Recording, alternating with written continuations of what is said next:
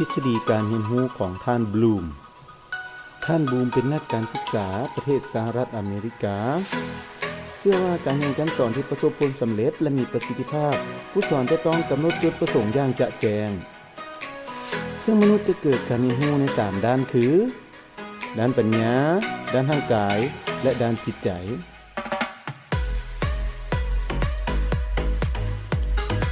ซึ่งการกำหนดจุดประสงค์ของการเรียนรู้แบ่งออกเป็น3ด้านคือ 1. ด้านพุทธิพิสัยซึ่งในนี้จะประกอบมี6ขั้นคือ 1. ขั้นของความรู้ 2. ขั้นความเข้าใจ 3. ขั้นนำเอาความรู้ไปประยุกต์ใช้ 4. ขั้นการวิเคราะห์ 5. ขั้นการสังเคราะห์ 6. ขั้นการประเมินค่า 2. ก็คือจิตพิสัยก็คือพฤติกรรมด้านจิตใจซึ่งประกอบด้วยค่านิยมความรู้สึกความซาบซึ้งทัศนคติความเชื่อความสนใจและคุณธรรม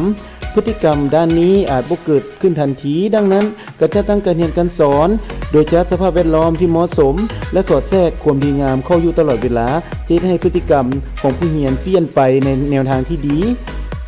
ซึ่งแบ่งออกเป็น5ด้านคือ 1. การรับรู้ 2. การตอบสนอง 3. การเกิดค่านิยม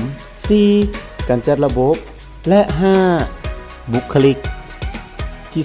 3. ด้านทักษะพิสัยพฤติกรรมด้านการซีนประสาท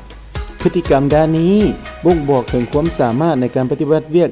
อย่างคล่องแคล่วชำนาญซึ่งแสดงออกมาโดยกงโดยมีเวลาและคุณภาพเป็นตัวบ่งบอกระดับทักษะประกอบด้วย5ขั้นคือ 1. การรับรู้ 2. การเฮ็ดตาม 3. การซอกหาความถูกต้อง 4. การปฏิบัติอย่างต่อเนื่องหลังจากตัดสินใจ 5. การปฏิบัติอย่างเป็นธรรมชาติทฤษฎีเกี่ยวข้องกับการเรียนการสอนแนวใดพื้นฐานของผู้เรียนเป็นหัวใจของการเรียนผู้เรียนแต่ละคนจะมีพื้นฐานที่ช่วยให้เขาเจ้าประสบผลสำเร็จในการเรียนรู้ต่างกันถ้าเขาเจ้ามีพื้นฐานที่คล้ายคือผลของการเรียนจะบ่แตกต่างกันคุณลักษณะของแต่ละคนเช่นความรู้ที่จำเป็นก่อนการเรียนแรงจูงใจในการเรียนและคุณภาพของการสอนเป็นสิ่งที่ปรับปรุงได้เพื่อให้คะแนนของแต่ละคนและหมดกลุ่มมีระดับการเรียนรู้ที่สูงขึ้น